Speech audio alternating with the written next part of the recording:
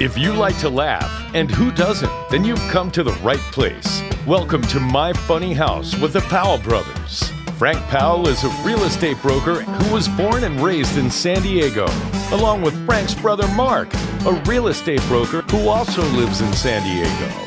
Each week, the Powell brothers bring in a special guest comedian to share hilarious real estate stories so you can learn what can go really right and what can go really wrong with home improvements and home ownership. So now, let's get into it with My Funny House. Here are your hosts, Frank and Mark Powell on The Answer San Diego. Good morning, San Diego. Thank you for tuning into My Funny House with the Powell brothers. My name is Mark Powell. I'm a real estate broker. Thank you. And sitting next to me, over here to my left, is Frank Powell, who is also a real estate broker. The Powell brothers doing real estate together for over 15 years. Thanks for tuning in, everyone. And of course, before we start this program, we always like to bring in our co-host, Maria Herman, who is... Thank you. Good morning. The crowd goes wild. Good morning. in an unknown, secure location. We don't ever know where she is. We don't know where she is. Right. G'day. How are you? Yes. All right. We did have her in studio, which was nice. Go ahead. That's the weekend we're not going to talk about, Frank. Okay, listen. It is my great pleasure to bring to you my favorite comedian in San Diego and my very good friend, Tony Calabrese. Yay! Hey, thank you. Mama. Mama. I hear that music. Where's my pasta? Oh God. I can smell the sauce right now.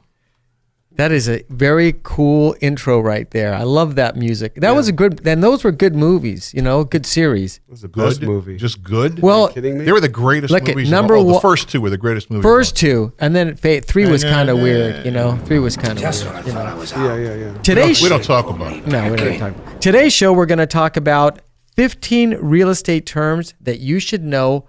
Part 2. We've already done part 1, so it's not actually. So it's actually 30 real estate terms if you add it up together. Right. They do basic math here on this show. Yes. These are terms for the consumer and other agents and brokers, because even some agents we found out don't really know the terms that they need for this professional career they took on. So these are terms that people who are entering into the purchase or the sale of a house. You don't do it all the time. So one of the terms is a deed of trust. Which is a deed of trust. A deed of trust is a document. In California, we transfer real estate by using not a mortgage, like everyone says, which is a lien on your house. We use what's called a deed of trust. And what a deed of trust is a document, a legal document, that is signed off by the owner and handed to a third party who's called a trustee. The trustee holds it as collateral for the bank, for the lender. Once you pay off your loan, the house is now re-signed into your name. The title goes back to you. So that's the difference between a deed of trust and a mortgage. That's it right there. That was really good. That was excellent. Got it pretty smart. Thank you. It sounds very trustworthy, all of it. Indeed. Yes. Indeed. Easy terms if you just read about them and figure out what they really mean and how they work. Deed of trust is much easier because a mortgage needs attorneys and it has to do a court proceeding. So a transfer by the deed of trust is very fast, and that's why you can sell houses within 30 days because you're signing a deed of trust. So nice. Over. Yeah.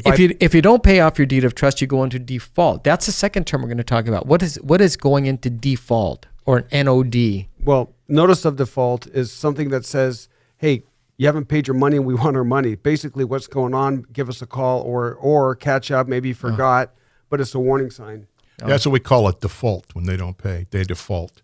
And it's their fault that they don't pay. So we track them down and they pay. So their fault and they pay. It's in sometimes when you've had a notice of default, you're in a delinquency status. So the delinquency is not like juvenile delinquency. This is in real estate. It has a different meaning. So delinquency is your failure to pay your mortgage or whatever you have. So what you'll get is from the bank, and they'll say you're delinquent. Well, it has to be 30 days. Yeah, 30 days. Has to be 30 so days. In 30, That's correct. Yeah, they're going to spank you. In 30 days, it goes from, it goes into a delinquent side. Like you haven't paid for 30 days, and we know something's going on. What's going on? Yeah. If that ever happens, yes, call your banker, whoever's got your loan, let them know ahead of time you got a problem, you can't make the payment. let them have some documentation Right. that it's on there. Right. because- Do it with emails. And let them know where you are to get your spanking. Absolutely. Because That's what we call it, a Yes. spanking. Yeah. Hey, on Tony's shirt it says loan shark. Can you call a loan shark? It's well, I would not suggest it. I would suggest that you go through a reputable financial organization. Right. You don't want to go through a loan shark. Hey, the fourth term I'd like to talk to about, and people always ask about this, is when they look at their title report, they go, hey, I have an easement. What's an easement? What does that mean? Well, an easement can be many things. Sometimes there's an easement, like if you have a house behind your house, and the only way to get to that back house is by going through your front yard. You're cutting through the person's yard to get to the back house. So it's usually that kind of easement is something that you'd put on the trust or on the deed that says you have access. We're going to make this an easement. However, there's other easements that are controlled by like power line companies, by water, and by the city, which says we can go in the back of your house because a telephone line runs across, or we can go above your sidewalk because a main water valve needs to be checked out. And those are easements that are on the title, not the title, but the title report. Yeah, title report. That's Title right. report will list all the easements that you may have. And you have to be aware of that, because if you don't like the guy walking past your house to go to the back house and you try to stop him, he has a legal easement to do that. You can't stop him even if he cuts through your driveway. That's right. You got to have a legal easement. Now, the other thing too is that it can hold up your loan if you don't have those easements granted, and you know it's going to happen, and the lender sends somebody out, when they're doing an appraisal and inspection, and they say, hey, you need an easement. Right. That can, until that's done, you're not getting financing. That's correct. Mm-hmm. You know what? It sounds like sometimes people can be on your property and they have this easement, and that you might not like it. But we're so lucky in this country, because in England I was visiting my sister, and in the country there, anybody can walk on an old path that's been grandfathered in or great-grandfathered in. If it was an old path to get to the village, anybody could walk past your bathroom or your kitchen, and it's completely legal. Really? Is that what they got Yes. that song from? What song? I got a peaceful easement feeling. Just wondering. Hey. Did she walk by as somebody's Yes. peeing? Number Yes. number That five. rhymes. Number 5 on our terms is encroachment. Encroachment. This is something that can cause real problems if you buy a house and you do have an encroachment. What's a typical kind of an encroachment, Frank? Can you tell us what that is? Well, the typical one is a fence line, and people don't realize that. But if you put a fence line, there is a solid straight line, and if you don't have your property surveyed, a survey where a person comes out and tells you this is exactly where your property starts, and you don't do that, you just go by an old fence. You could put up even a block wall, which would be considered a structure. Let's say you're doing a wall made of stone because you want a retaining nice wall or something. a retaining wall, and then you find out the neighbor goes, "Hey, you have encroached 6 inches on my property line," and they can actually legally make you push that whole wall back to regain their 6 inches. So that's your standard. But usually people, I don't know what the stats are, but I would Was 6 say, inches a lot? well, 6 inches. Well, Yeah, it Maria, depends on your- Maria, Well,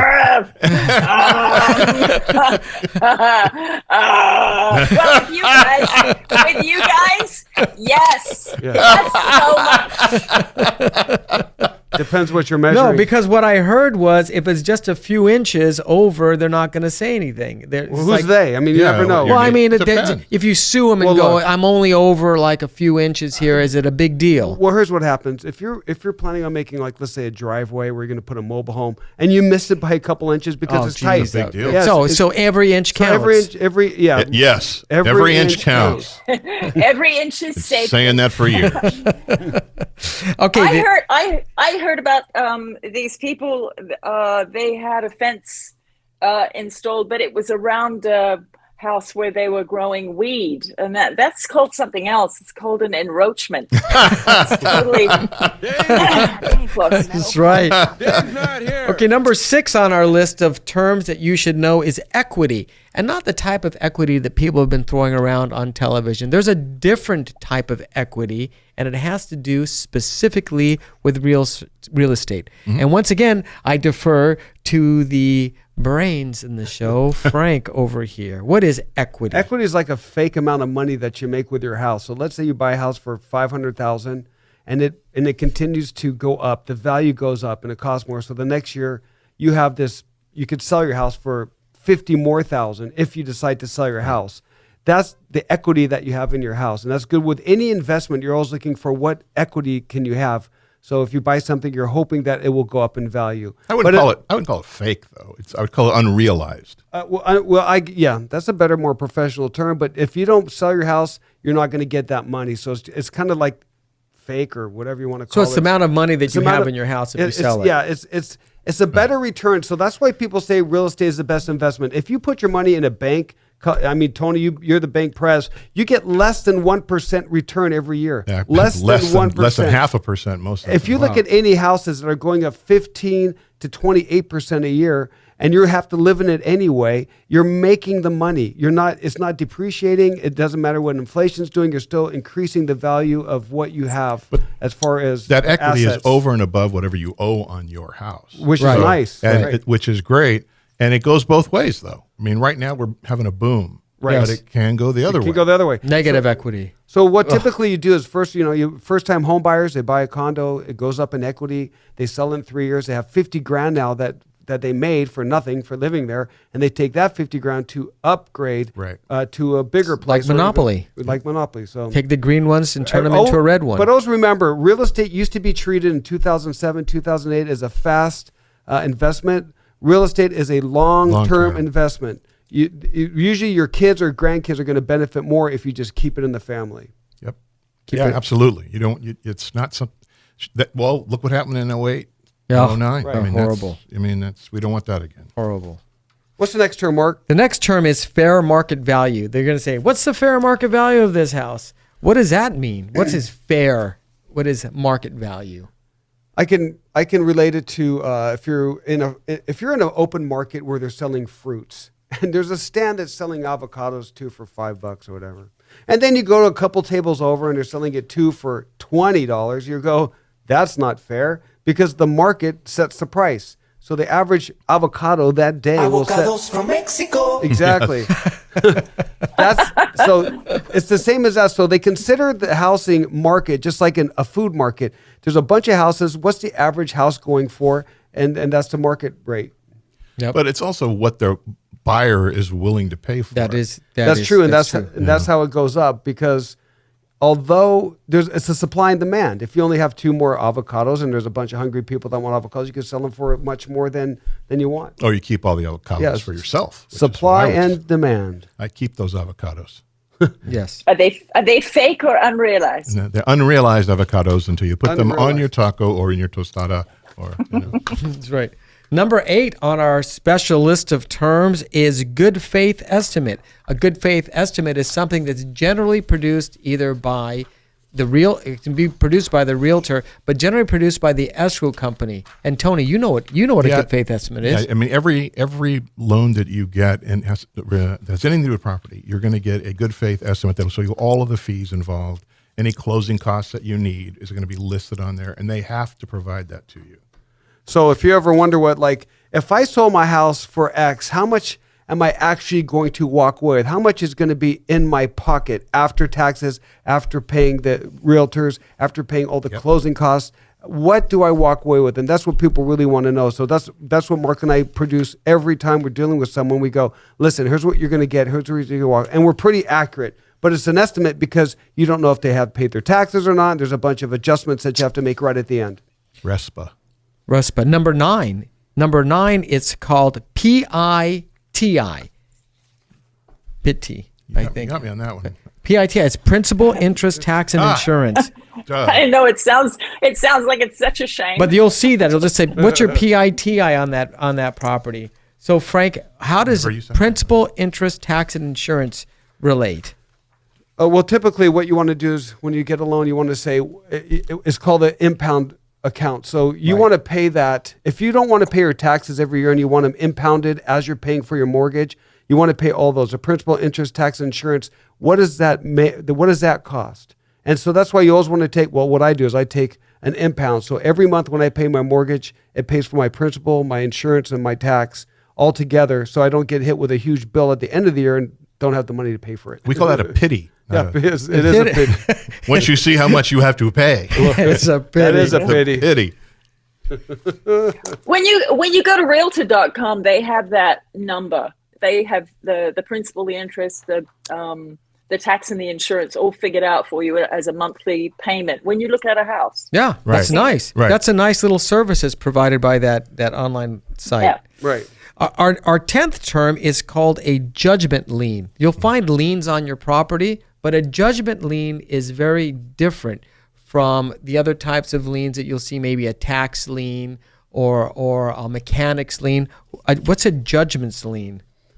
Well, that's when you go to court and there's a judge who makes a judgment. So it's a court order deeming that your whole house, everything that you own, your properties, have a lien against them, and they have to be paid. Right. If you owe somebody a debt and they sue you and it goes to court, Right. you can get a judgment lien. Yes. And the judgment lien will stay good for about 10 years, and then you can renew them for another 10 years. But the thing with a judgment lien, people don't know this when you go to small claims court and the judge goes, I rule in favor of you, you owe them $4,000. It's up to you to collect that debt. Right.